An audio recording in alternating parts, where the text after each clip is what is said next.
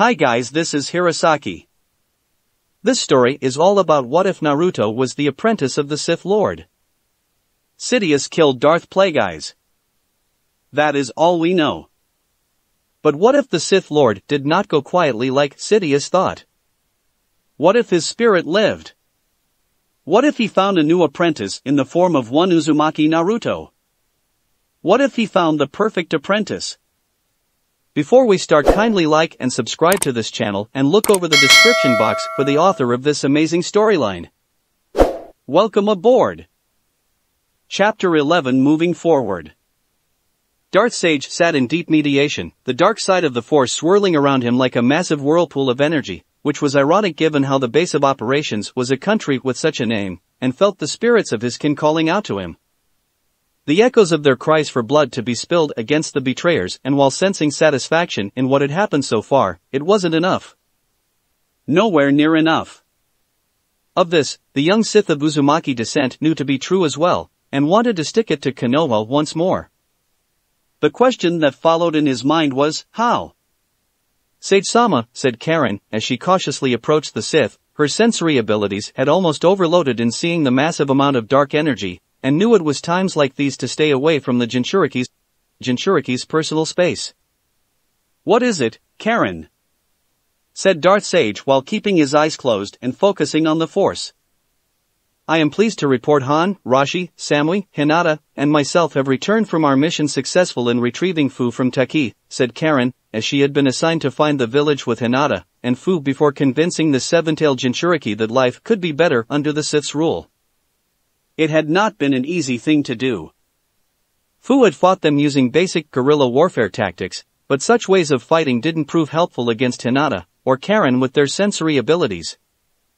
Han, Rashi, and Samui were the muscle of the group meant to keep her under control should a fight break out. In the end, Han had made a thick steam manifest itself around them in the forest, and forced Fu into a corner where Hinata had disabled the female Jinchuriki before heading home to Whirlpool. By the time Fu had awakened, she found herself in a nice comfortable room, and yet felt no less safe here. To ensure she didn't get out of hand while staying here, it was agreed by Yujito, Han, and Rashi that they would keep an eye on her with Hinata's help. I know. I sensed her arrival with your group soon after my own. Most impressive. Still, I had hoped she would have come of her own volition like the others, and not be kidnapped from Taki, said Darth Sage while looking at her with calculating eyes while Karen kept her head down to keep the fear of being punished from him. We tried to convince her like you ordered, Master, but Fu has trust issue, and didn't want give your offer a chance, said Karen while sensing his disappointment, and she knew why that was.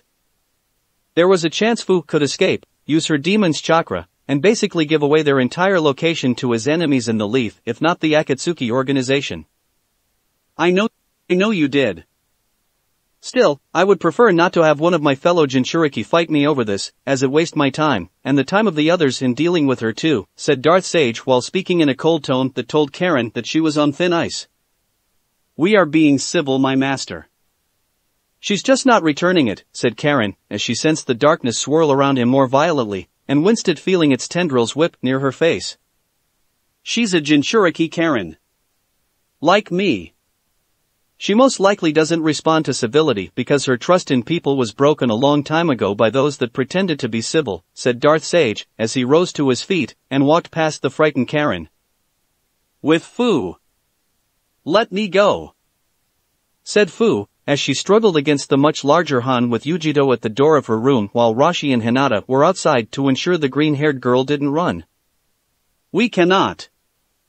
This base is secret for a reason. If you get out and use your powers, then the Akatsuki will find us, and will make things worse, said Han while hoping the girl had heard of the organization. Bring them on. I'm not afraid of them, said Fu seeing Yujito narrow her cat-like eyes back at her. Listen here, girl, these guys hunting Jinchuriki don't mess around, and they won't civil to you like we are right now. They would lock you in a cell until it was time to extract your demon and then throw away your corpse once it was over since the extraction would kill you. Said Yujito while Fu looked shocked at this. And what about you guys? Why are you suddenly getting people like us together, and who is calling the shots? said Fu before the door opened and Yujito turned to see the robed blonde boy with whisker marks enter. Master, said Yujito and Han before bowing in his presence. Han. Yujito. Leave us, said Darth Sage in a neutral tone while Han put Fu down and left with Yujito. You're the boss of them? The infamous Darth Sage everyone is talking about like you're some kind of bogeyman? Said Fu while surprised and unimpressed by this. I am, said Darth Sage while waiting for her reaction at his confirmation. Why did you kidnap me?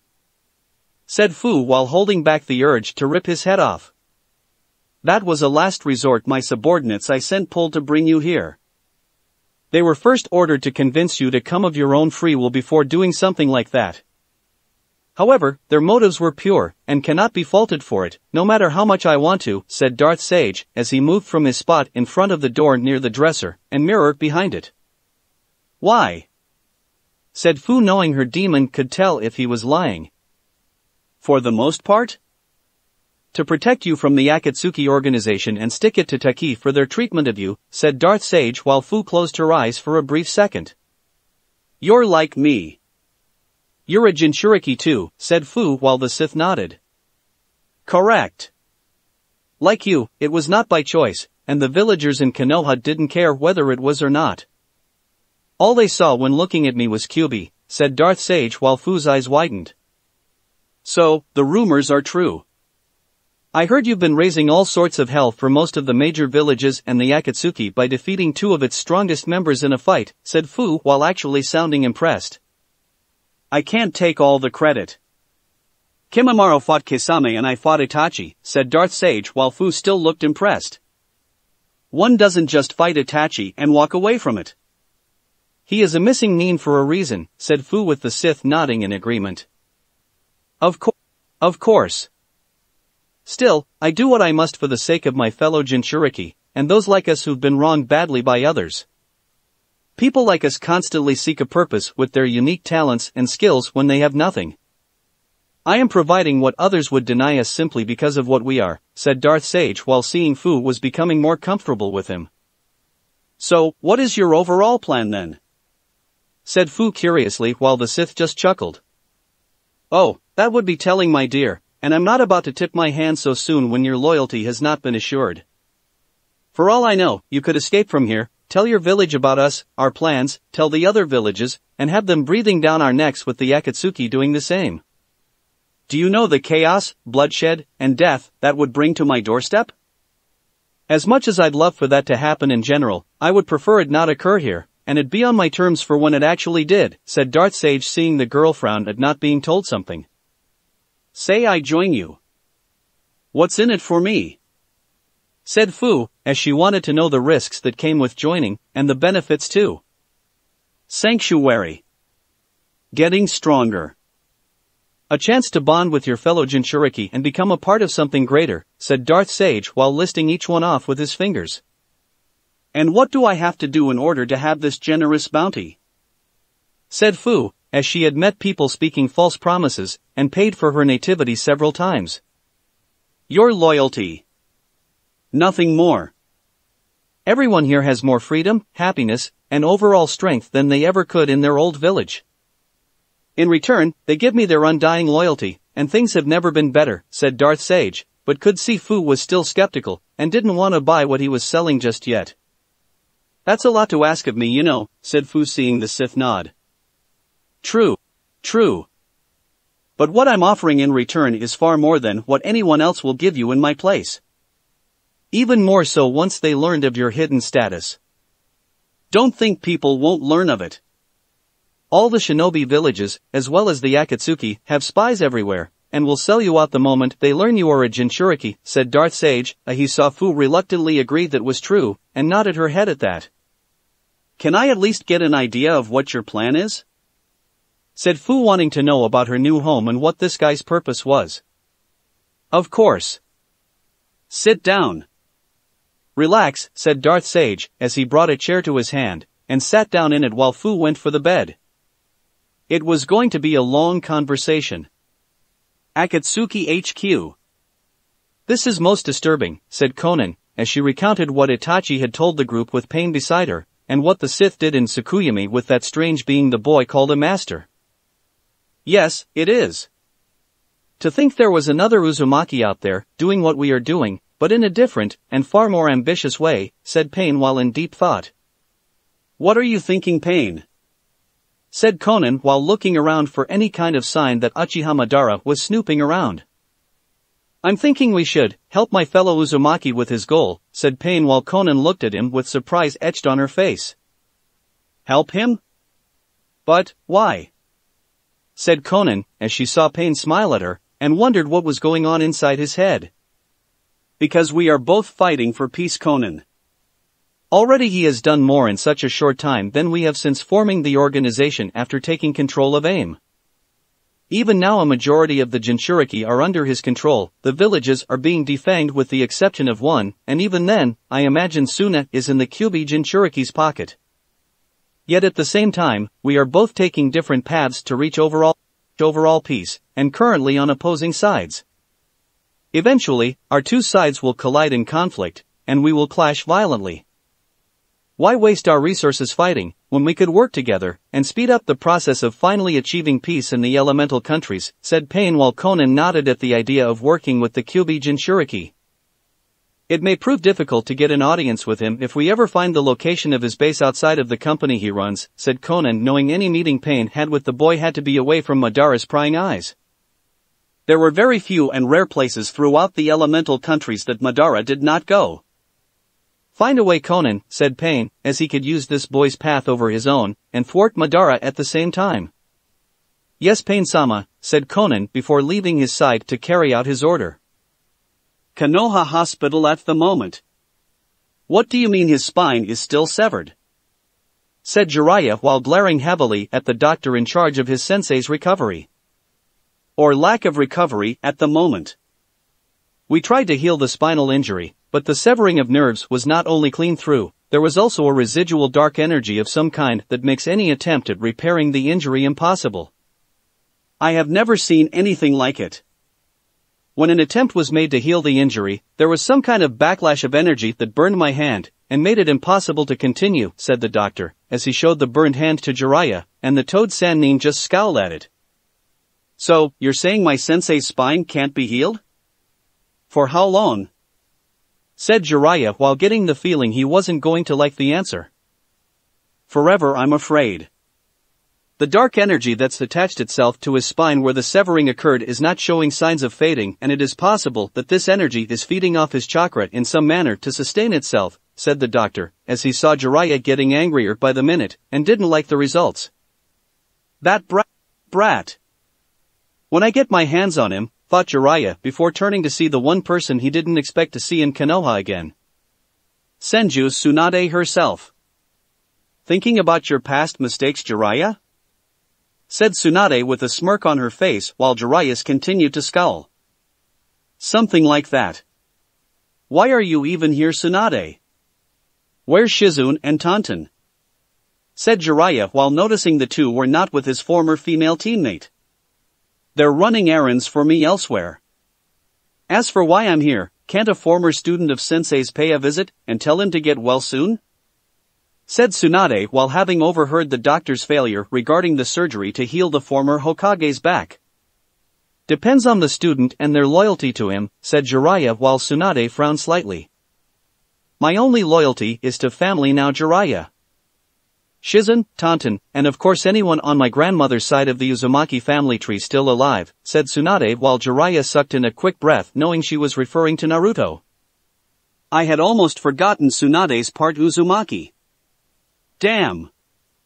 Thought Jiraiya while seeing the woman smirk further like she just read his mind. So where is the old fart? I have things to do and I'm not going to spend the whole day dealing with a delirious old man hopped up on pain medication, said Tsunade seeing Jiraiya jerk his head back like he had been slapped. Show some respect, Tsunade.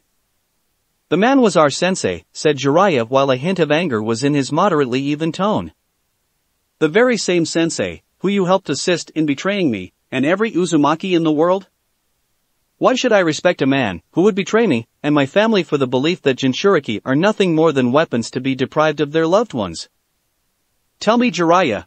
Jiraiya, if the old man ordered you to turn your child into a Jinchuriki, would you do it without protest, and then deny the child altogether?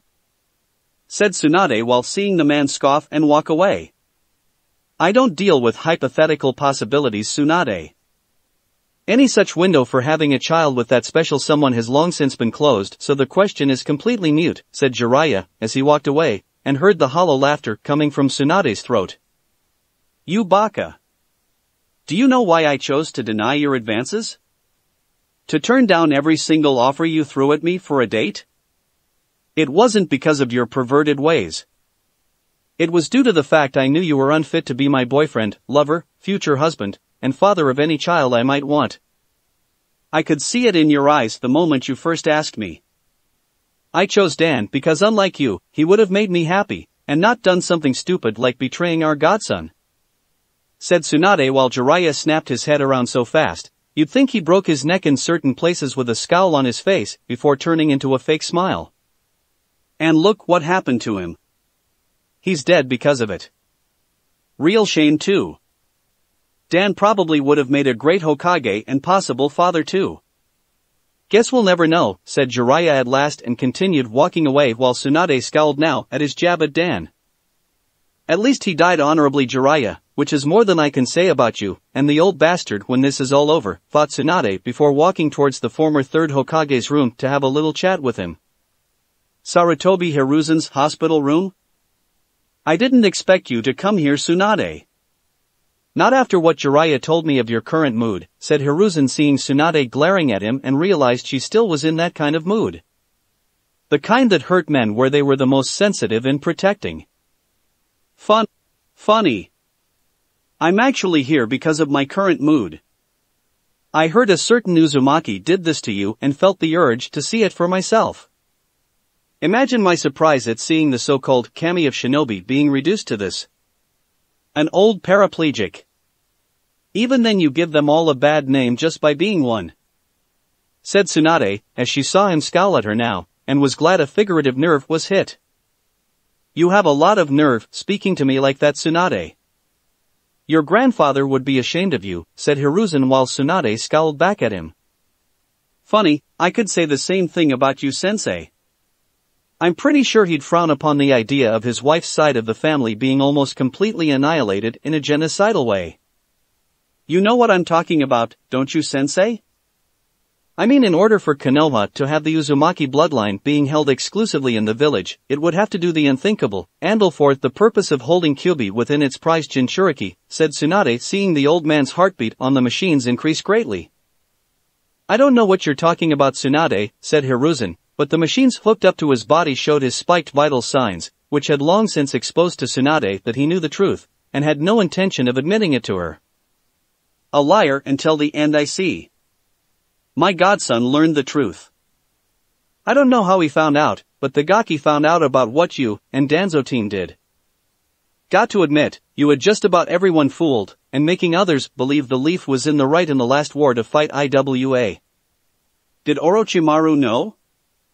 Was I the only one out of your 3 students kept in the dark about it because my grandmother was also an Uzumaki? Said Tsunade seeing the old man close his eyes for a second before reopening them again. Yes. Orochimaru knew. It's one of the reasons I spared him all those years ago. If you must know the truth, Tsunade, the whole raid on his lab that day was staged, said the old retired Hokage. Staged? You mean in exchange for his silence on the matter, Orochimaru could walk away from the Leaf and perform his horrible experiments? Said Tsunade seeing the third Hokage nod. I made him swear it on the graves of his parents before we set our plans for the staged event, said Hiruzen knowing Orochimaru would never defile his parents in any way since their deaths had been the drive for his pursuit of immortality. So out of all 3 of your students, I was kept in the dark knowing if I did know, there would be hell to pay, and you along with Danzo would be made to pay it. Coward! Said Tsunade seeing the old man scoff at her. We did what had to be done, Tsunade. Whirlpool had to fall so the Leaf could rise even further in power. Survival of the smartest, Tsunade, said Hiruzen with the woman glaring heavily at him. Oh yes, I agree with you, sensei, but let's reflect, and see how that turned out. Your wife's dead, Kushina is dead, Minato is dead, their son has only recently made the leaf look like a joke, and the village is no longer in the Fire Daimyo's good graces. The leaf has lost several of its shinobi, who many had considered jokes into being incredibly gifted, and made the so-called prodigies of the leaf look like jokes in their place. Oh yes, the loss of a powerful ally in Whirlpool, and the Uzumakis was a huge success sensei, said Tsunade mockingly with sarcastic tones being played heavily in her voice. I don't expect someone with their blood in your veins to understand Tsunade. What I did was for the greatness of Konoha and ensuring our dominance being uncontested. I would do it again to every other village and country if it meant being unopposed in the long run with the spoils of our plans making us stronger, said Hiruzen while Tsunade narrowed her eyes at him. You have the nerve to justify your actions in the near-genocidal slaughter of Whirlpool and the Uzumaki clan? Let me tell you something, Sensei, I don't share your views, and there is nothing stopping me from telling this village's dirty little secret to the world. I wonder how people high up in other countries will feel when they learn Konoha betrayed a longtime ally and then blamed another village for it, said Tsunade while her former sensei glared daggers at her. You wouldn't dare. If that happens, the leaf will be wiped out, and innocent people will die for revealing a truth to something very few are even alive to remember. Do you really want to reignite old grudges, Tsunade? To bring further death where it's not needed? Said Hiruzen while daring Tsunade to punish the innocent with the guilty. The innocent people don't have to die if all the people who are guilty of the crime die and pay for their sins against my grandmother's side of the family. Of course, you along with Danzo, and Kami knows how many people still alive from back then would never admit you're guilty. It goes against your foolish pride, said Tsunade while the former Hokage of the Leaf hissed in pain at not being able to sit up better given his injuries. I will never admit guilt for what I set in motion with Whirlpool's demise, Kushina, and her son being turned into Jinchuriki for the purpose of becoming the property of the Leaf. Never! Said Hiruzen angrily while Tsunade just had an evil smile show on her face. That's good to hear, Sarutobi-sensei. Because now I don't have to feel any form of guilt when breaking every single bone in your body, and making you feel every ounce of pain that follows it right before I kill you. Said Tsunade in a menacing tone, as she cracked her knuckles one at a time and channeled chakra to her fists while her mind went over the human body. And how to hurt her intended target in the most painful ways, crippled already from the waist down or not. Gato Kanpani. You confirmed the chakra armor that Dodo shipped is authentic? Said Darth Sage Tohaku, who nodded her head, and showed him the report the technicians employed made when studying them. Yes. It is. However, we learned through trial and error that once the armor is worn must be kept away from another wearer. If that happens, the chakra armor becomes unstable and explodes while killing the wearers. 2 technicians accidentally found that out the hard way, said Haku while the Sith narrowed his eyes at the report. Dodo knew, said Darth Sage in a quiet voice while reading over that part of the report. I imagine, so all things considered, Master. The tests show the chakra armor does what we had fully expected it to do, but there are certain end results showing the armor itself has limits, and is vulnerable to taijutsu after Rock Lee sparred against Yujito when she wore it.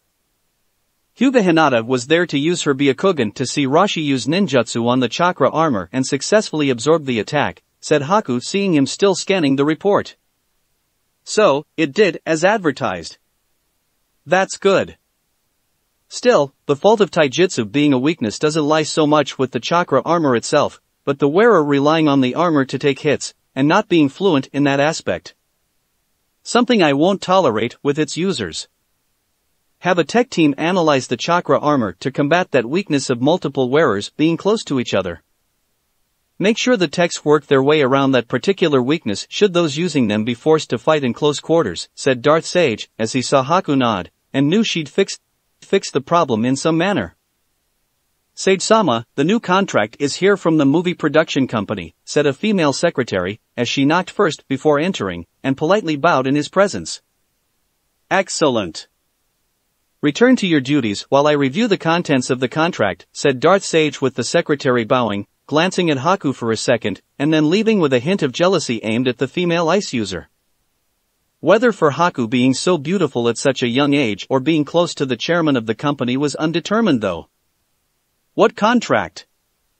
Said Haku curiously, as she watched his eyes scan the contents of each paper, and then smiled before he went to the last page to sign. This contract is for Gato Kanpani to financially assist in the filming of the latest Princess Fune movie and monopolizing the advertising of the film being shot in exchange for a nice-sized chunk of the money made. The other previous Princess Fune movies did very well and I just so happen to be a fan of the famous actress playing Princess Fune, said Darth Sage with a smile at the end with Haku doing the same. It should be a well-placed investment then, said Haku, as she saw him finish signing the contract and making deal official. Indeed. Make sure this gets duplicated before being sent to the actress Fujikaze Yuki, her manager, and the film company, said Darth Sage, as he handed it to Haku, and saw her bow before leaving with the documents in hand. Playing both sides I see, said Darth Plagueis, as he knew the real reason why his Sith apprentice was investing in this movie, and not just because he was a fan of the actress. My spies serve me well.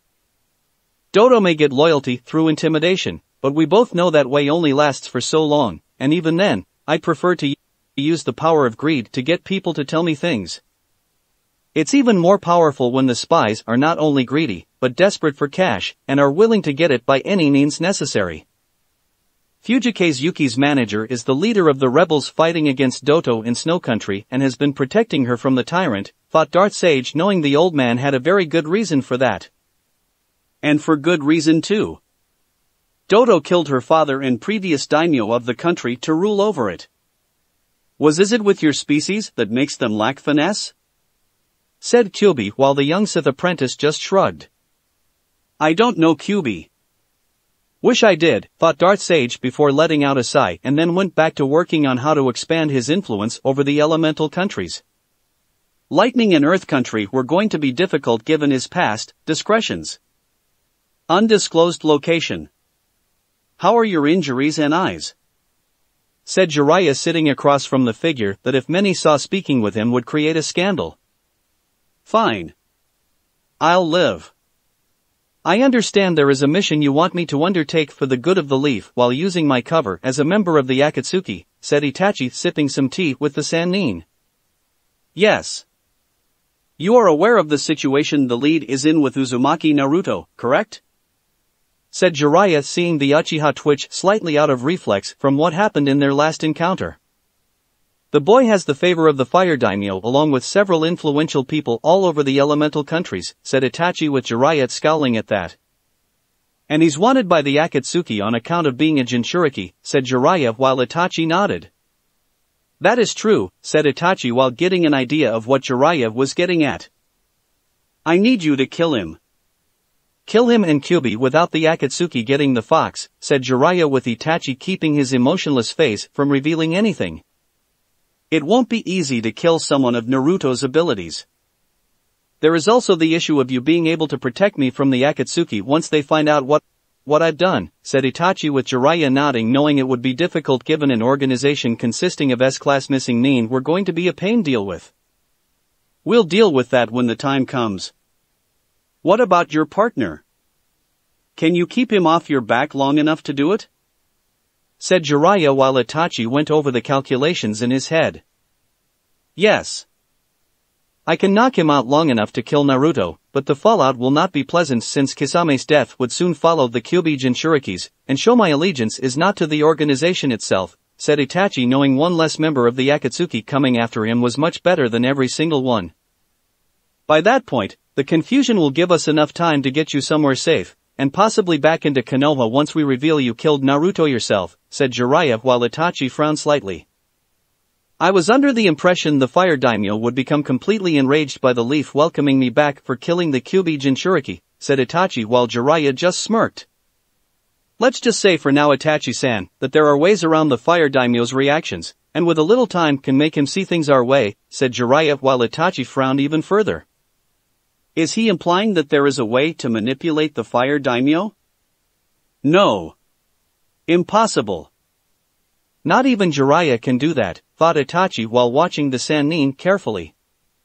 Besides, I doubt the feudal lord of Fire Country is going to complain about the kid's death once we've taken the other Jinchuriki looted from each village off the dead boy's hands to become Konohas, said Jiraiya, as he would find them all eventually before the Akatsuki did, and after applying some means for re-education, well, there was nothing really stopping Konoha from being unopposed. You're playing a dangerous game, Jiraiya. Each and every one of those loyal to Naruto will not go quietly into the night. Their wrath will be legendary, said Itachi with Jiraiya nodding, since that was true given how the Yandame's son seemed to make those like him gravitate towards his being, and any harm to Naruto would no doubt put those close to him into an intense rage like that. We'll cross that bridge when we get to it. Until then, find out when is the best time to strike against Naruto, and to kill him. I'll do what I can in Konoha to get the idea at least considered by the higher UPS. Being a spy master, I can claim to getting away to contact you in secret, and offer you a full pardon along with the ability to become an official Leaf Shinobi again in exchange for such a mission, said Jiraiya, knowing that the councils and clan heads would greatly consider the option if thrown out there. Sasuke still wants to kill me, I imagine, said Itachi, which provided a monkey wrench of sorts to the full pardon, and return home to be a Leaf Shinobi plan. Yeah. The little spas keep going on and on about kill you along with needing power to do it. Kakashi is training him, but it only goes so far, and I hate to say this, but he's kind of the rut of your clan, said Jiraiya, seeing Itachi nod and sigh at the same time. Yes. I know. Sasuke takes after father in regards to ways of thinking and ability to grow stronger. Mother was much stronger than father, but much gentler heart, and retired from active duty. I inherited her strength, despite what many people believe to the contrary, said Itachi with a smile while Jiraiya's jaw dropped. Wow. Really? So? Your mother, said Jiraiya, seeing the smile on Itachi grow a bit more. She wore the pants in the marriage. When they coupled, my mother was the man in bed, and my father was not the pinnacle of masculinity he tried to make others believe he was, said Itachi, knowing that his mother ruled the house despite his father's constant smoke and mirror ways of making it seem the opposite. Itachi's father even had property of Uchiha Mikoto branded on his ass, but the way it was done would only reveal itself to the Sharingan, and possibly the Byakugan if a single Hyuga focused on that region. Wow. That's, well, wow. Said Jiraiya while stunned by this. Don't tell anyone or you'll suffer the effects of my eyes. I'll turn you into a homosexual if I need to get the point across, said Itachi with Jiraiya waving his hands up in surrender when the threat came. Secret safe. Take to my grave. Promise. Said Jiraiya quickly, knowing Itachi could carry out the threat if he wanted to and the Sannin would be powerless to stop him. Good. I should take my leave now. Kisame will begin to get suspicious if I don't return soon, said Itachi after finishing his tea and leaving. Neither noticed a bird made of paper in a nearby tree, overhearing everything before it flew away. Akatsuki HQ. So, Itachi made a deal with Jiraiya to kill the Kyuubi Jinchuriki. How disappointing to hear, said Pain, as he had always been cautious of Itachi and the other members. It would appear so. How do you want to handle this? Said Konan, seeing Pain close his eyes for a second in thought before opening them. For now, Itachi is useful to the organization, but when it comes to the mission of going after Uzumaki Naruto, let Kisame know the Uchiha has to die, and handle it quietly. If he asks for a reason, it's because I wish it so, and not to question my orders, said Pain with Konan nodding, since Kisame would question it. Kisame is strong, but he may lose to Itachi and his Sharingan, said Konan, seeing the man nod. Doesn't matter. Kisame has no place in the world once peace has been made.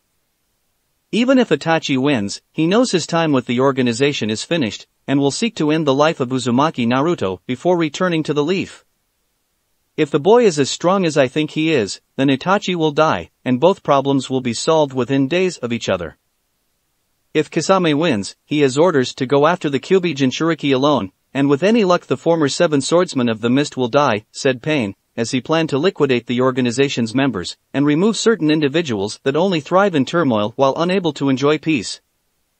I'll set it in motion, said Konan, bowing and leaving Pain once again. Soon, my long-lost cousin. Soon we will achieve peace, and through your help the hidden shinobi villages will fall in the process. The world has no need for them anymore. All of them bring about more misery, hate, violence, and death to this world. It can't take much more. Together, we will finally bring peace and stability to this world, by any means necessary. Thought Pain, as he knew the boy was a lot like him, and would go to any lengths to achieve his goals once set at his feet. Once an Uzumaki set themselves down a certain path, whether it was good or bad for the elemental countries, nothing short of Kami himself could do anything to stop them. Chapter 12 Cold Fury. Jiraiya was floored when he came back to Konoha and discovered his sensei had been killed in the hospital shortly after his departure from the Leaf to find Itachi. What made things even worse was the old man's death had been slow and painful, with his body basically thrown all over the room. The Toad Sannin instantly suspected it was the work of Tsunade, as she was in the hospital at the time of the old retired Hokage's death, and had been feeling very friendly when visiting. "You want me to put Tsunade in the bingo book?" said Asuma, seeing Jiraiya nod his head. "Yes. She killed your father. Not only that, but Tsunade was talking to Naruto before I first tried to recruit her to become the Godame Hokage, and sided with him," said Jiraiya. With the current Hokage was surprised by this. "You do realize if I do this, Tsunade will decimate any shinobi we send after her, and there is the matter of the medical skills she possesses that are second to none in the entire world," said Asuma, seeing Jiraiya nod again in agreement. "I'm well aware of that. However, Tsunade also knows many of the village secrets, and she can easily sell them to the highest bidder should the debts pile up too high for money to suffice in paying off," said Jiraiya, while Asuma sighed, knowing this was one decision he didn't want to make. "Okay. I'll do it. You do realize once this gets out, Tsunade will possibly go to Naruto, and have his support in protecting her," said Asuma, seeing the Sannin smirk. "I'm counting on it," said Jiraiya simply, while a plan formed in his head. Gato Kanpani. Darth Sage sat in his comfortable chair in the meeting room with the bearded man, who was currently generating a hint of nervousness off his body through the force across from him, and seemed to be having second thoughts about meeting the Sith. Of course, the Sith also knew the man had no say in the matter, as Asama Sandayu was the manager of the Fujikaze Yuki, or rather Kazahana Koyuki, the daughter of the late daimyo of Snow Country, and niece to Kazahana Dodo, the current ruler and ruthless tyrant of Snow Country. "Provide a protective escort? I see. Because of my business venture into the film industry, you want me to ensure your prized actress isn't harmed, and earn my investment further. You seem to have me confused with a shinobi village. Why not ask one of them?" said Darth Sage, while Sandayu nodded, but the emotions he was generating were easy to pick up, and it was clear the man didn't want to associate with the young chairman. The area the film crew is heading for the next movie is a dangerous area to be in given its current ruler. Not only that, but the studio is also hesitant to send the film crew, the other actors, and Yuki-san to the destination, said Sandayu, while the Sith just nodded in his direction. "I can understand their reluctance and would agree with them that the region isn't exactly what one would call suitable for movie making," said Darth Sage, seeing the old man frown slightly. "I spoke to the studio executives in regards to the movie location being filmed in Snow Country before coming here to speak to you. I told them a protection detail by you would practically guarantee no harm would come to everyone involved in it. Considering you are a major financial backer of this Princess Fune movie, I was hoping you would also provide extra security and protect your future investment," said Sandayu, while the Sith in front of him just smiled. "And you don't have to hire or pay shinobi from other villages in the process," said Darth Sage with amusement in his voice before letting out a small laugh at the expression the old man's face. "It's not about the money, it's just that," said Sandayu, looking away with hesitation in his eyes. "It's just that with all the upheaval in the elemental countries, you just don't know who to trust, and even then that trust must be at arm's length. Like you are doing with me right now," said Darth Sage, while seeing Sandayu squirm further. "This company's previous chairman did have a bad reputation for when it came to doing business with people," said Sandayu, while the Sith narrowed his eyes. "I am nothing like that disgusting slimeball, and you would do well to remember that little piece of information, Sandayu-san," said Darth Sage in a dangerous tone. "Yes. Of course. Forgive me, said Sandeya quickly while knowing the boy could easily make things troublesome for him. Very well. I see no problem in showing a small amount of mercy to you. Now you want me to send my own form of security to ensure the protection of the people making and starring the Princess Fune movie. Am I correct on that request from you and the studio executives? Said Darth Sage, having decided in getting back to the topic at hand. Yes. Though the studio executives along with myself would prefer Fujikaze Yuki be the focus of the protection detail since she is one of a kind, I guess would be the correct thing to say about her, said Sandeya, seeing the boy nod in agreement, since the other stars of the film, while important, could be replaced in the future, but the real star of the Princess Fune movies was not, and the Sith would feel a certain form of regret if the actress died for real. Still, the young Sith needed to make sure the elderly man in front of him understood the kind of leverage he had, and would exploit should things go south. And this has nothing to do with the fact Fujikaze Yuki is not who you claim her to be, right? Said Darth Sage while Sandeya stiffened and the Sith enjoyed the sensation of fear oozing off the elderly man. I don't know what you're talking about, said Sandeya calmly, but the boy in front of him just looked at him with those intense blue eyes, and they seemed to stare into the very depths of his soul. Do not lie to me about her, Sandeya-san. Let me ask you this, would I say such a thing if I didn't already know it was true, and there was more at stake than a Princess Fune movie being made? Said Darth Sage while Sandeya was sweating more. I still don't know what you ask, said Sandeya while feeling his windpipe being closed and finding it hard to breathe. Now you insult me. I don't like being insulted, said Darth Sage in a cold tone that spoke of someone not afraid to spill blood. How are you doing, this? Said Sandeya, seeing the Sith smirking at him. That would be telling. Still, I trust this has gotten my point across that lying to me is not only insulting, but unhealthy to you, and boring for me. Now, answer my question, or I see your throat become crushed by my power. Speak, said Darth Sage before releasing his hold on the Force, choking the man's throat. Yes. Yes, she's more than an actress. Fujikaze Yuki is really Kazuhana Koyuki, the only child of the late daimyo of Snow Country, and its rightful ruler. I wanted to bring Koyuki to Snow Country in order to unite the people under her once she was on the throne, said Sandeya after gasping for breath in order to talk clearly. I see. Her dear uncle would do just about anything to see his niece destroyed. Shame really that this conflict of interest had to be brought to my doorstep, said Darth Sage while Sandeya looked at him in confusion. What do you mean conflict of interest? Are you? Said Sandeya, who now looked at the Sith with surprised wide eyes, and made to run for the door had the boy used his dark powers to keep him in the chair. Working for Dodo? No. I am my own individual center of power. What I do have is a secret business partnership of sorts with him, and your actions put me in a situation where I have to choose between the two of you, said Darth Sage before slowly getting out of his chair and walking to the large window of the room. Which side will you choose? Said Sandeya while being almost afraid to ask. Good question. Let's look at the choices before me. On one hand, I could easily kill you, Koyuki, bring her to Dodo, crush the spirits of the rebels, and gain further insight into the man's twisted plans for the Snow Country. Basically, nothing really changes, and I doubt Dodo will be generous with gifts upon seeing his niece dead. If I side with you, then the rightful ruler can be put on the throne, Snow Country is no longer dangerous territory to travel to, and the Princess Fune movie is made. The movie becomes a smash hit at the box office, my company regains a sound financial sum of money in return, and I gain more in terms of trade, like say, the vast technological wonders your country possesses underneath the snow, said Darth Sage while walking behind Sandeya and grinning at the surprised old man. From what you're implying, it would be more beneficial for you to side with me, and take down Dodo, said Sandeya, turning his head to see the Sith grin get wider. Smart man. Yes.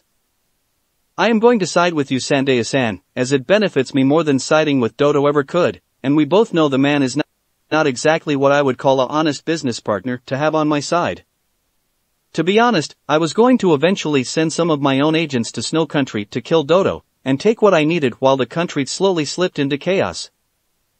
Fortunately, you came along with the princess, and have made the situation even more beneficial than I could have hoped, said Darth Sage while Sandeau was surprised by this information. Won't Dodo know these agents sent to guard the princess are yours if his own see them? Said Sandeau, knowing the tyrant wasn't an idiot and ruled the country with an iron fist for a reason. No. Dodo has never met any of my subordinates. They will all be wearing masks and shinobi gear, so he will assume you hired shinobi from an unknown village. That is the attitude you are going to show when the inevitable confrontation with Dodo begins, and that is what the story will be to the others making the Princess Fune movie. The less the people around you know of their guard detail the better, and all they need to know is the security detail you hired will do their job in protecting them, said Darth Sage before putting a firm hand on Sandeau's shoulder and seeing the old man slowly nod while knowing that if he blew the cover of the Sith's agents, then Dodo would be the least of his worries. I understand, said Sandeau finally. Good to hear. To further ensure security, one of my private and unmarked ships will be assigned to your group. Just tell the captain the heading and where you want him to dock the ship, said Darth Sage, knowing the more discreet they were the better. I will, said Sandeau while sensing the boy was pleased with him. Then our meeting here is now officially over, Sandeau. Leave my sight so I can make all the necessary arrangements, said Darth Sage like he was casting away a semi-annoying employee and releasing his grip on the old man's shoulder before Sandeau left the room. And Kimimaro entering shortly after. You summoned me, my master? Said Kimimaro once the door was shut and the albino kneeled before the Sith. Yes. I have an important assignment for Rock Lee, Mitarashi Enko, Ni Yujido, Hyuga Hinata, and yourself that must be executed, flawlessly. Flawlessly. Said Darth Sage while sensing Kimimaro was mentally preparing himself for the mission. What is the mission, my master? Said Kimimaro, as he was ready to carry out the Sith's mission, and hoped it was one where he would kill someone. Just because the last of the Kagaya clan had control over his bloodlust didn't mean that the albino didn't have strong urges to spill blood. The time for my partnership with Dodo to end, and he must be eliminated. However, that is a secondary mission to the primary one I'm about to assign to you, and only be carried out near the end of the first, said Darth Sage, as he turned from the window of the room to face the albino still kneeling. What is the primary mission, master? Said Kimimaro calmly with his eyes closed in order to mentally prepare for the primary mission. You and the others are going to be protecting a very high-profile actress named Fujikaze Yuki along with the others filming the new Princess Fune movie being shot in the deep regions of Snow Country. While that may seem a tad boring to someone of your talents, my friend, not everything about this mission is as it seems, and I assure you it is a true test of your talents, said Darth Sage seeing Kimimaro nod once. What is it about this mission that is veiled in shadow, my master? Said Kimimaro, as he had felt protection detail for some movie actress was indeed beneath him, but would have obeyed his master, and done it without question. The actress Fujikaze Yuki is not just a normal actress with high-quality acting skill. She is in fact Princess Kazuhana Koyuki and the rightful heir to the throne of Snow Country. Her uncle is Kazuhana Doto and he wants his niece dead, so there is no one to contend for the throne. If she dies, I will lose a significant financial investment with the new Princess Fune movie being made, and the side rewards of helping the woman become daimyo of her country. Doto will betray me sooner or later, so I have no problems with wanting the man dead. The fact he didn't mention the chakra armor was unstable when a group of users wore them in close contact with each other proves this to be true. Keep the princess alive, kill Dodo, and ensure I get a solid return on my investments, said Darth Sage while Kimimaro nodded once again. As you command, my master. I will see to it everyone assigned to this mission knows of what is to be expected of them, said Kimimaro before he rose from the ground. One more thing, Kimimaro. Each of you will wear masks and shinobi attire to shield your identities from the snow shinobi I know Dodo will have sniffing around. No chakra armor is to be used or else Doto will know. Haku will brief you all on the strengths and weaknesses that the chakra armor that the snow shinobi have in their possession. Crush all who oppose you and side with Doto on this mission, Kimimaro. Spare no one, said Darth Sage seeing the albino nod and then leave the room. Whirlpool. It's hard to imagine this place once held one of the most feared people in the elemental countries, said Fu, as she saw the ruins of this once great land, and in a way her heart ached to see such a sight. The Uzumakis of Whirlpool were feared for their long-lasting life and their mastery in the art of sealing. They didn't mean to bring fear to those around them. Of that much I know, said Han, as he had heard that Suchikage not only protest Iwa's involvement in the genocide of the people, but admire them for their skills, and not letting it go to their heads. Yeah. I heard that too. They wanted to be respected more than feared for their unique abilities. Though they did have quite the temper in their youth and loved ramen like it was dropped down from the heavens. Such strange people, said Rashi, as she had heard that Suchikage talk about them at one point, and had practically cursed Konoha for their smearing of Iwa with such lies. Perhaps, but still you can't deny that they were strong because of it, said Fu, seeing her fellow Jinchuriki nod in agreement. No argument with you there. I can't wait to see this place restored, said Han, as he saw the potential Whirlpool possessed in being in Utopia among the other countries, and be a force unlike any other. How does Darth Sage intend to make that happen? Such a long-run project requires a lot of funding and people to fix this place up, said Fu, seeing both Jinchuriki shrug. He has the money for it, said Han simply. And he has no problem throwing it around. I don't see a reason why spending it on this place would be a problem for him, said Rashi before turning and seeing Samui heading their way. We have a problem? Said Samui seriously while the three Jinchuriki looked at her now with concern. What's the problem?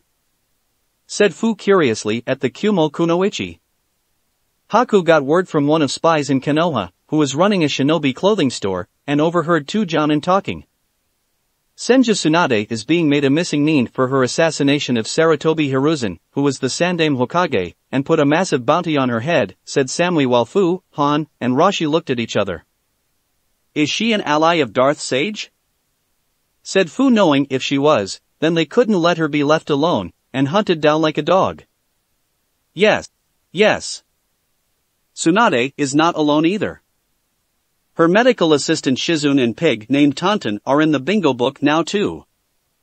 Each one has a bounty on their heads to further provoke more shinobi from other villages to hunt them all down, said Samui seriously, knowing that Tsunade's bounty, plus the other two, would make every greedy shinobi, and even that of mercenaries, come out of the woodwork to hunt them down. You're suggesting we go after her?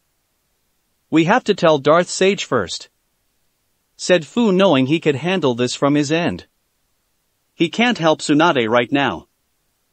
Even with the recent favoring from the Fire Daimyo, it could all be wiped away in an instant if he sides with Tsunade, and openly shelters her, said Samui, knowing that while their master had favor, Tsunade did not, since evidence had clearly been shown that the Sannin killed her former sensei, and the Leaf is not being harassed by the Fire Daimyo over their decision, said Samui, while Han sighed, knowing this was going to tick off the blonde Sith should this go badly for them. So, we do this, Darth Sage gets to deny his involvement, and if successful we get Senju Tsunade herself on our side, said Rashi with the others nodding. Who can we commit to this operation? Said Han with Samui thinking it over. I could ask Karui to help along with Tenten and Karen to come along. But I think given how the others have left for a mission, Haku is with Darth Sage, a few people should stay behind, and watch over the place until they come back, said Samui, knowing it was better to have the place defended by a few than not at all. It's better they stay. We tell them what we are planning so in the event something goes wrong, Darth Sage can figure out what to do, and save us from harm, said Han while he internally shivered in fear at how the Sith would react to this rogue act. Gato Kanpani. Darth Sage jerked his head suddenly, as he felt a disturbance in the Force yet again, and it calling out to him about something off in the distance. Grabbing forehead in sudden pain from the headache he felt, the Sith focused on the source of this problem, and saw images of the future dancing around like a tapestry the gods above were soon going to interlace together. Senju Tsunade being hunted and fighting off Leaf Hunter Nin. Her assistant Shizune and the pig Tauntaun doing the same. They fight them off for a while, but the constant assault of so many rushing to collect the bounty over time drained them, and were captured by Leaf Shinobi. Han, Rashi, Fu, and Samui intercepting the returning group heading for Konoha. Only for Jiraiya of the Sannin to strike with a 2 platoon of Leaf Shinobi backing him up. They were also brought back to the Leaf, ruthlessly interrogated, and tortured for more information about the main base their master went to when not at Gato Kanpani. Han, Rashi, and Fu are then eventually conditioned to become Konoha's loyal weapons of destruction. They are then forced to march against him. A much older Darth Sage is able to win against the three of them, but Jiraiya suddenly swoops down to defeat him, and the Sannin successfully slays the Sith Lord with a smirk on his face. However, the smirk soon leaves the fool when Darth Sage uses the Force one last time to put Jiraiya in a permanent coma while locking his mind away in eternal darkness. The moon turns blood red and a spinning Sharingan that consumes the world while a madman's voice echoes throughout. Haku! Haku! Said Darth Sage, jolting himself from these visions of the future. Yes, Sage-sama, said Haku, running in and kneeling before her master. Grab your shinobi gear. Quickly. We must go and intercept Senju Tsunade along with my rogue tools that have left Whirlpool to stop the Leaf Shinobi from taking them all back to Konoha, said Darth Sage, as he was feeling his anger boiling instantly at the stupidity of his tools, and not asking him about this information. The young Sith knew of Tsunade's situation, which was why he had intended to send off Haku to meet her, and extend the sanctuary of Whirlpool to the Sannin. Considering the destroyed country was connected to her in the blood, Darth Sage knew there was a good chance Tsunade would take the offer, or at least for a time until the heat died down long enough to make a case before the Fire Daimyo to get the leaf to withdraw the bounty. However, upon Haku informing the others of this via Shadow Clone Messenger, the plan had been destroyed, and his tools were acting out on their own. I am ready, Sage-sama, said Haku in full shinobi gear with a blank mask on her face. Good. Kill every Leaf Shinobi in your sights, Haku. I have no doubts Jiraiya put that huge bounty on Tsunade's, Shizun's, and Tauntaun's heads in order to draw me out. Now thanks to my own tools, he will succeed, but I am going to make sure the end result of his plan suffers in becoming a horrible failure, and disgrace like himself. Do what must be done, Haku. Do not hesitate or show mercy to these Konoha shinobi. I need to send a message to the village that will get them to back off, and there is no better message than a large mass of Leaf Shinobi bodies on the ground dead, said Darth Sage, as he made his way through the secret passageways secretly constructed that went down to the lower levels, and was soon leaping into the shadows of the world to once more thwart Jiraiya of the Sannin. With Tsunade punched the masked Leaf Anbu Shinobi into a tree while Shizun fired the poison-tipped needles from the launcher in her sleeve. They barely had a chance to leave the city when the Leaf Anbu showed up and demanded their immediate surrender or be taken back to Konoha by force. When Tsunade asked for the reason, the Anbu captain told the Sannin it was to face judgment for the murder of the former third Hokage, and that there was no walking away from this since her travel rights had been revoked. Bring it! I'm glad that old bastard died at my hands. He deserved it, said Tsunade, as she was sensing their anger growing, and knew these Leaf Shinobi had been weaned on the legendary battle prowess of her former sensei. Die, you Senju slut, said an Anbu to her right with a katana blade poised to strike the Sannin in her side, but suddenly hit by molten lava, and soon a heavy steam was rolling into the area. What the? Said Shizun before a massive pair of arms grabbed her from behind. Do not worry, Shizun-san. We are allies, said Han, whispered, knowing his steam ability would mask them from the Leaf Shinobi, while Fu moved quickly and savagely struck several others thanks to the seven tails inside of her for increased speed. We're under attack. Call for reinforce AAH, said an Anbu through the steam, but was killed by another blob of lava fired by Rashi, and gave Tsunade a chance to leap away to a better position that just happened to be a few feet near the red-haired Jinchuriki. Senju Tsunade of the legendary 3. We are here to escort you to safety to our hidden base, said Fu, as she took out two more shinobi with a few well-placed punches, and a mean spin kick to one skull that snapped his neck. Your timing is perfect. Another hour of this and I'd be their prisoner. I've been hounded by IWA, Kumo, and now Konoha, along with every greedy mercenary wanting to collect the bounty on my head. My level of energy was starting to feel a bit low, said Tsunade, while the Samui now appeared with blood staining her swords.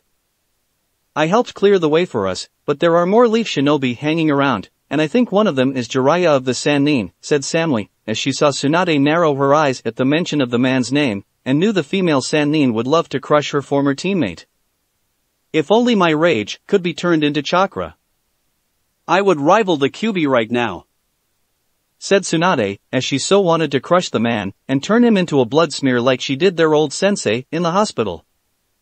Me too, but it's not. Now let's get the hell out of here before things go bad, and we fight more Leaf Shinobi than warranted. Darth Sage didn't exactly sanction us being here, said Fu, as she saw Tsunade look at her in surprise while they fled, and sensed the other Leaf Shinobi pursuing. Doesn't he know of Tsunade-sama's plight? Said Shizune, seeing Rashi nod. He does, but you must understand, the action you did while justified is still illegal, and if Darth Sage intervenes now his favor with the Fire Daimyo will be lost. Konoha could use it against him in the near future. We're doing this so that doesn't happen and he can deny his involvement in ordering us to save you should we fail, said Han, as they began to head away from the battle, and sensed something was wrong in the back of his mind. Which you fools have. Sealing art, Buddha's prison of the damned, said Jiraiya, as a massive seal appeared under their feet and immobilized the group completely, with the seal attacking their muscles to cause temporary paralysis. My body. I can't move, said Fu, as she along with the other two Jinchuriki tried to use the chakra of their beast, but found the power being suppressed by the Sannin and his damn trap. Don't bother. This seal was made specifically to not only disable you, but your demons no matter how hard you struggle, and that's how it's going to continue until we get back to the Leaf, where Ibiki is going to make you tell us where Naruto's hidden base is located, said Jiraiya while Leaf Shinobi encircled the trap with weapons at the ready. We will never betray him to the likes of you or the Leaf, said Samui, as she struggled even harder to fight the seal, but still couldn't move, and saw the Sannin smirking at her. Of course, you won't. Not willingly. But that won't stop Ibiki from trying, and trust me, he won't play nice with subordinates of Uzumaki Naruto, said Jiraiya while Samui just growled at him. Better to be Darth Sage's subordinates than your slaves and property like every other village sees people like us. You use Jinchuriki like weapons of war, then throw us away when it's over without even any kind of recognition and gratitude, knowing it was through our efforts the tide of battle turned, said Rashi angrily while Jiraiya scowled at him. You are weapons. That is the whole point of making Jinchuriki in the first place, said Jiraiya while Tsunade looked furious at him. That's real funny coming from the likes of you, pervert. I'd bet and wager Minato would greatly disagree with you, considering he only turned his son into a Jinchuriki to save the ungrateful village that despised Naruto, said Tsunade while Jiraiya sneered at her for not only reminding him of his fallen students, but the fact she basically blurted out Naruto's heritage on his father's side, and judging from the looks in the eyes of the others, they didn't know either. Darth Sage is the son of the Yondaime Hokage? Said Han, as he saw Tsunade nod in confirmation, and wondered why the Sith never told them. Unless, the boy didn't know. Yes.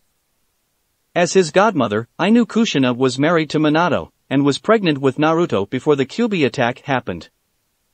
Judging by the reaction on the pervert's face, Naruto doesn't know, and didn't want anyone else to know either, said Tsunade, as she saw Jiraiya narrow his eyes, and knew her words struck true. Even some of the Leaf Shinobi with Jiraiya looked a bit disturbed by the news. So that's how it is, huh? I'm the son of the greatest hero since the first two Hokages, said Darth Sage with lunar eclipse out and appearing from the shadows behind Jiraiya. Sage-sama. We can explain our actions, said Samui, but the glare he sent her made any kind of explanation mute, and the three Jinchuriki with her knew this was bad. Be silent. You four left without my approval. Just because I couldn't help Tsunade now didn't mean I couldn't have done it later when the opportunity presented itself, and I asked the Fire Daimyo for mercy since Tsunade is my godmother. But you chose to do things that played into the Sannin's trap, and now I am forced to tip my hand early thanks to your stupidity, said Darth Sage in a cold dark voice that was exceeded only by the dark aura that swirled around the young Sith from all that had transpired from this moment. We are sorry, Sage-sama. Please forgive us, said Samui while seeing the boy's eyes go from blue to yellow with a tint of red at the edges. Whether or not I forgive you all for your actions still remains to be seen, my dear. For while I am displeased by your actions, it seems they have brought me unexpected fruit in terms of knowledge kept from me, and thus further solidify my reasons for seeing the Leaf suffer for their arrogance," said Darth Sage, as he felt the dark side rage around him like a storm, and even lunar eclipse in his hand was vibrating with power. "You don't know what you're talking about, Naruto," said Jiraiya while the Sith took a few steps towards him. "I don't? Let me tell you what I do know, my so-called godfather. I know the Leaf has taken almost everything from me. I have been robbed of a father, mother, a childhood, and lied to all because of what was inside my body. Something I never wanted, but was forced upon my person for a noble cause, and yet you along with everyone in the village spit on the sacrifice my parents made for village. You spit on my family on two fronts, Jiraiya. First, my mother was betrayed by the Leaf after they destroyed the Uzumaki clan of Whirlpool so my mother could be their Jinchuriki, and then my father after he sealed the demon in my body while wishing me to be seen as a hero. You had a part to play in both betrayals, Jiraiya," said Darth Sage while the Sannin's eyes whitened slightly at him. "I don't know what you're talking about, boy," said Jiraiya harshly while the whisker face narrows his eyes at him. "Oh, you don't? Let me remind your aging mind and inform my godmother of the part her former teammate played in the destruction of our true yet lost homeland. You were developing your spy network back then, was doing pretty good too because of the war, and decided to put it to the ultimate test," said Darth Sage while seeing Jiraiya flinch and felt killer intent from Tsunade rise to a level far beyond when she caught him peeping on her in the hot springs. "He didn't," said Rashi seeing the Sith nod. "Oh, he did. Jiraiya used his spy network to find out when the best time was for the Leaf to strike Whirlpool at its weakest," said Darth Sage coldly while Jiraiya looked at him with furious eyes. "So, what if I did? It was all for the Leaf. Everything the Leaf has ever done in this world has always been for our village and being the dominant one. Whirlpool stood in our way, regardless if they were our allies, and needed to be removed in such a fashion that could allow Konoha to rise to untold heights of power with your naive yet strong father being ruling over it all while being none the wiser of the price his wife's side of the family paid for to make the Leaf unmatched," said Jiraiya, as he saw several trees splinter violently now, and the ground shaking while the Sith in front of him now had a dark crimson color energy surrounding his body. "Die!" yelled Darth Sage as he launched that same crimson-colored power, which was a mixture of the Kyuubi's chakra and the dark side of the Force. Jiraiya leaped away, just barely being hit by the attack, and even then his clothes were badly burned along with the rest of his hair. The rest of the Leaf shinobi around the seal containing the boy's allies were not so lucky, as they were consumed by his attack and burned into ash. As for the others within the seal, it ironically enough acted like a barrier to keep those that shouldn't from getting to those sealed within, which was one of the main reasons why Jiraiya used it in the first place, and knew only someone of his level or higher in the sealing arts could undo the prison. "I have to get out of here and report back to Konoha. I can use this to my advantage and get the Fire Daimyo on our side," thought Jiraiya, knowing he just had to get to the Fire Daimyo first using his current condition to further gain favor from the feudal lord. Such an idea ended, however, as a mask-wearing figure in shinobi battle gear with a pair of sayas in each hand staring at him, and struck with an intense fury before he could even think about defending himself. The masked figure sliced, stabbed, and tore into Jiraiya's tendons with deadly precision, with the end result had Jiraiya being unable to move his limbs even the tiniest fraction of an inch. "Well done, Haku. You are indeed one of my deadliest of tools I have," said Darth Sage as he walked over to his downed godfather and kneeled down near the crippled man's nearly hairless head. "Killing me will only cause more problems for you, Naruto. The Hokage knows I was sent to bring in Tsunade with those Leaf shinobi. A team will be sent to investigate and they will discover your involvement before reporting back. I'm sure he did. However, being killed is part of the occupational hazard of a shinobi, and one of the Sannin, so I'm pretty sure I can talk my way out of it. But that's not something you need to concern yourself with, Jiraiya, as I have so much to do, and so little time to do it," said Darth Sage as he put his hand on the man's skull and on the part without hair in order to avoid any drastic move by Jiraiya to stop him. "Oh no!" thought Jiraiya, feeling his mind being invaded by the boy once again. "This time around, Jiraiya, all your secrets, all your knowledge, and the power that comes from it are now mine," said Darth Sage as he force-drained drain once again on Jiraiya, and felt the man's remaining knowledge become his own. Names of spy contacts, locations for meeting them, what they did, and how they were able to interact with Jiraiya without raising suspicions. Jutsus became known to the Sith, as well as the Toad summoning contract, which Jiraiya was supposed to give his godson when he was 8 after training him into being a strong shinobi per the Yondame's last request to Jiraiya, and how to obtain the summoning scroll. Not all of it can be used by you, Naruto, said Jiraiya after the boy finished taking what he needed. How very true. I have no use for your sage mode since it is nothing compared to the dark side of the Force. But I will take the knowledge of the Toad summoning contract with me and how to summon them since I doubt they'd wish to serve the likes of you from now on, said Darth Sage before pressing the tip of Lunar Eclipse against the back of the Sannin's head. If you kill me, the leaf will come after you, and not even the fire daimyo can stop them once they learn of my death, said Jiraiya feeling the dark unholy blade touch the back of his neck. I'm counting on it. Don't you wonder why I've been weakening Konoha? I'm doing it this way because I want our shared enemies like IWA and Kyumo to redirect themselves at the leaf, said Darth Sage with a grin on his face. What? Said Jiraiya while the Sith chuckled. Surprised? You shouldn't be.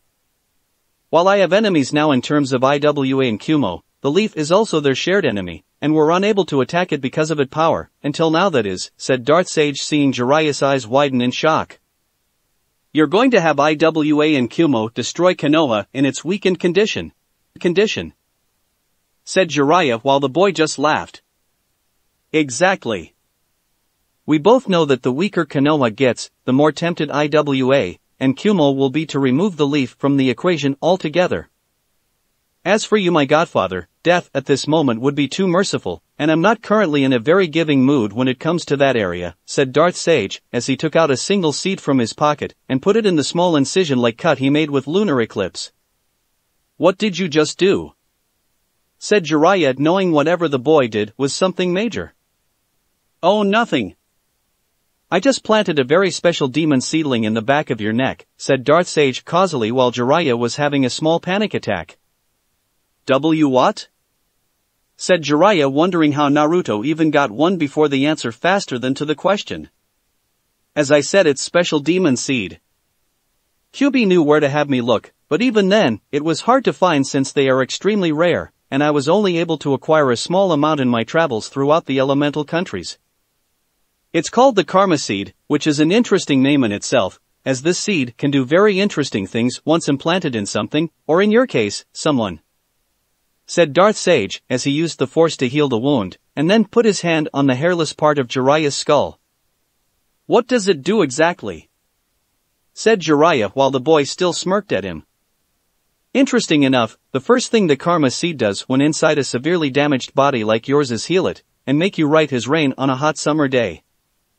However, at the same time, the Karma Seed attaches itself to the body by growing its plant-like body within yours without complicating it, which is why they are so rare, as the very body they grow in must be badly damaged, and allow it spread throughout with little interference. When the time is right, the plant that comes from this seed will find it now has any need for its host, and decide to uproot, if you will, from the body. Namely, your Bademi Baka of a godfather, said Darth Sage with a cruel smile on his face. When you mean the plant uproots itself, you mean it actually, said Jiraiya while the sudden feeling of unconsciousness came over him. Yes. It tears itself right out of the host body, goes somewhere with rich soil, and then plants itself to sprout in almost endless seedlings until it dies from the lack of energy it absorbed from the host body. Considering your Sannin with that sage mode, I'd wager you're going to make this plant very strong, and produce an abundance of these seeds.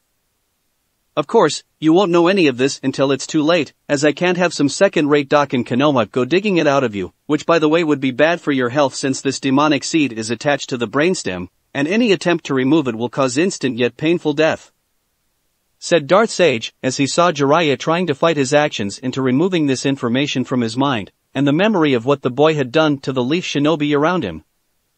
With his task done, the Sith walked towards the group being watched over by Haku after she did a quick scouting of the area to find no one else was around, and easily activated the sequence the seal required to release the prisoners trapped within. Upon getting up, the group looked at the young Sith, and saw he was showing signs of fatigue from using so much power. Not surprising when his body was still that of a 13-year-old boy, who just did what could only be described as a Kage-level attack, and with the rage to match. "Sage-sama Iack," said Samui, but her words ended when she was lifted up in the air using what was left of the Sith's strength, and the glare that was in his eyes told the young woman he was not pleased. "You have caused me a great deal of unnecessary grief, Samui. All of you. Such an event would have reached my ears and plans would have been put into motion in freeing my godmother before she even made it into Konoha to face the new Hokage's judgment. The only question now is, how to punish you," said Darth Sage before throwing the woman down onto the ground before walking slightly to a nearby tree to grab onto it for support. "I wanted to tell you first, but they talked me into it, and felt the need to protect you," said Fu while seeing the Sith breathing heavier now. "I know. There is also the fact your actions have provided me with more pieces to this situation with Konoha in connection to my father. So, what am I going to do with you?" said Darth Sage before looking back at them with a calculating gaze. "We are truly sorry, Sage-sama. We only did this to protect you. We beg your forgiveness for our stupidity," said Samui, as she along with the others kneeled before him, and kept their heads submissively down. "For the moment, I accept your apology, and will spare your lives any further pain. As for you, Tsunade, it appears the time has come for your own entourage to seek sanctuary with my subordinates, and wait until the heat dies down from this matter," said Darth Sage as he put Lunar Eclipse away, and slowly walked over to them. "And where is your hidden base of operations?" said Tsunade, knowing that the Gaki's hideout had become practically impossible to locate. "I thought you knew. After all, it is the place where our bloodlines connect, and bound Kyuubi to us since your grandfather sealed him away in your grandmother," said Darth Sage while Tsunade herself was shocked at knowing the truth. "Of course. Why didn't I figure it out sooner?" thought Tsunade, as she saw her godson struggle to walk, and nearly collapse from the strain had Haku not moved in that instant to support him. "I am here, Sage-sama," said Haku into his ear and saw him look at her before she was shocked to see a warm smile appear on the whisker-marked face. She couldn't help but blush at the sight of it, and was grateful the mask shielded it from everyone around her. "Thank you, Haku. Let's go home," said Darth Sage in a tired voice, as he walked with the support of the female ice user towards Whirlpool with the others following right behind them. None of them noticing a detailed paper bird flying a safe distance above their heads and following them to Whirlpool. That's it for this reading. Hit like and subscribe for a free ticket pass going to the different worlds of anime fanfiction. Looking forward to having you on board again.